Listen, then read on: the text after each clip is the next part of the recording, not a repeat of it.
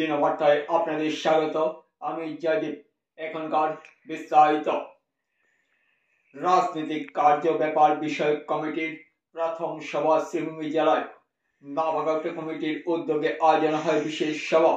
শহরের শিলচর রোডস্থিত মাঙ্গলিক ভবনে আয়োজিত বিশেষ সভায় শ্রীভূমির দায়িত্বপ্রাপ্ত স্বপন মণ্ডল উল্লেখ করেন, আগে এআইসি তথা এবিসিসির কোর কমিটি ছিল যা সবকিছু দেখভাল করত। বর্তমানে জেলা ভিত্তিক রাজনৈতিক কার্য ব্যাপার বিষয়ক কমিটি দেখভাল করবে। দলীয় কোনো সমস্যায় এখন আর কাউকে গুয়াহাটিতে দৌড়তে হবে না, সমাধান জেলা ভিত্তিক কমিটির হবে। আসন্ন পঞ্চায়েত নির্বাচন বিজেপির সঙ্গে মোকাবেলা করতে তারা শেষ লড়াই চালিয়ে যাবেন বলে উল্লেখ করেন তিনি। পূর্বে রাজনৈতিক কার্যব্যয় বিষয়ক কমিটি রাজ্যিক পর্যায়ে ছিল, এখন থেকে ওই কমিটি জেলা পর্যায়ে দায়িত্ব সামলাবেন। জেলা পর্যায়ের কমিটিতে চেয়ারম্যান হিসেবে রয়েছেন স্বপন মণ্ডল, আহ্বায়ক রজত চক্রবর্তী, সদস্যরা আমিন রশিদ চৌধুরী, শুভম দাস, বিশ্বজিৎ ঘোষ, প্রদীপ গোয়ালা, গুলশান আহমেদ চৌধুরী প্রমুখ। বিশেষভাবে রয়েছেন মণিলাল গোয়ালা ও সতুরায়। সমগ্র দেশে আগে রাজ্যের মধ্যে political affairs committee state level ছিল। স্টেট লেভেল সমস্ত সিদ্ধান্ত, রাজ্যের সমস্ত কংগ্রেসের সিদ্ধান্তকে পলিটিক্যাল অ্যাফেয়ার্স কমিটি থেকে অ্যাপ্রুভ নেওয়া হতো।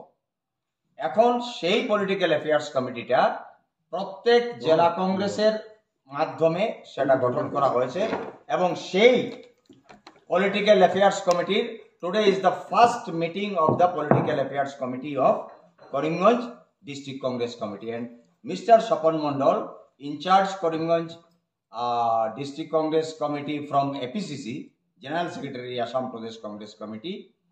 He is the chairman, myself is convener, and respected all the members are present here. Amar ex-MLA,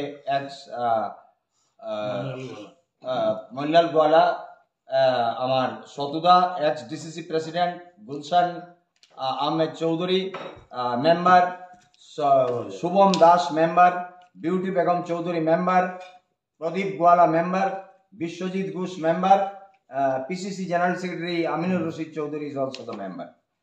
তো এবারে চেয়ারম্যান সাহেব আপনাদেরকে ব্রিফ করবেন। সামনে পঞ্চায়েত নির্বাচন রয়েছে, বিজেপিকে প্রতিহত করার আপনাদের কি কৌশল রয়েছে? তার স্ট্র্যাটেজি আমাদের হচ্ছে, আজকে স্ট্র্যাটেজি আমরা বানাচ্ছি।